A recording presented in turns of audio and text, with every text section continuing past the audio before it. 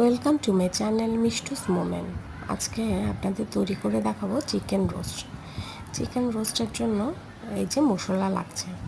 প্রথমেই আমি তেলের মধ্যে গরম মশলা, এলাচ, দারচিনি, তেজপাতা গরম করে পেঁয়াজটাও লাল লাল করে ভেজে নিয়েছি। আরেক চুলায় আমি চিকেনটা হালকা করে ভেজে নিয়েছি। চিকেনটা আবার আমি বেশি ভাজাটা পছন্দ করি না, এতে করে শক্ত হয়ে যায়। এই জন্য আমি হালকা করে আরেক চুলায় ভেজে নিচ্ছি সবগুলো চিকেন।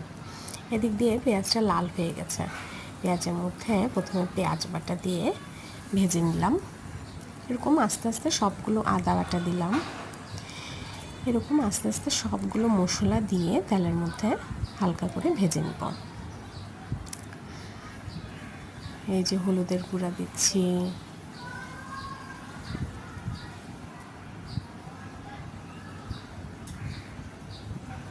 লবণ দিলাম। প্রথমে আমি রসুন বাটাটা দিয়ে নিয়েছি যখন পেঁয়াজটা লাল লাল করছিলাম। লবণের সাথে একটা টমেটো কুচি করে কেটে নিয়েছি, তার মধ্যে মরিচের গুঁড়া দিচ্ছি। টমেটো দিলে রঙটাও ভালো লাগে, গ্রেভিটাও ভালো হয়। এই যে ভালো করে তেলের মধ্যে কষিয়ে নিয়েছি। এই যে জিরা গুঁড়া দিলাম, এই তো একটু জল দিলাম, তারপর টক দই দিয়েছি। টক দই দেওয়াতে কালারটা অন্যরকম ভালো লেগেছে, কালারটা চেঞ্জ হয়ে যায় টক দইয়ের কালার। মশলার রঙটা ভালো লাগছে। এরকম তেলের মধ্যে ভালো করে কষিয়ে নিব যেন তেলটা উঠে যায়। মশলাটা কষানো হয়ে গেলে আমি গুঁড়ার দুধ জলের মধ্যে একটু গুলে এখানে দিয়ে দিব। এই যে মশলাটা কষিয়ে ফেলেছি, দেখতে ভালো লাগছে না? আর ওদিক দিয়ে তো দেখলেন চিকেনগুলো আমি আস্তে আস্তে সবগুলোই ভেজে নিয়েছি।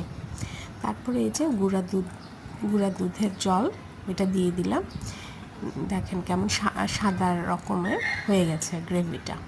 ওইটার একটু বলক উঠলেই আমি চিকেনটা দিয়ে দিব, যেন চিকেনের ভিতর মশলাগুলো ভালো করে ঢুকে যায়, চিকেনের বলকটা যেন ভালো করে আসে।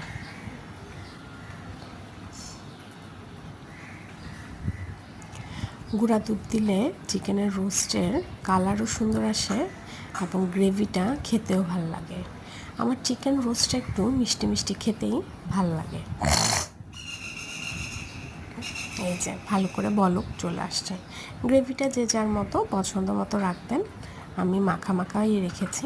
এই যে আমার কিন্তু রেডি, তৈরি হয়ে গেছে। চিকেনের উপর এক রকমের সর বসে গেছে ঝোলে।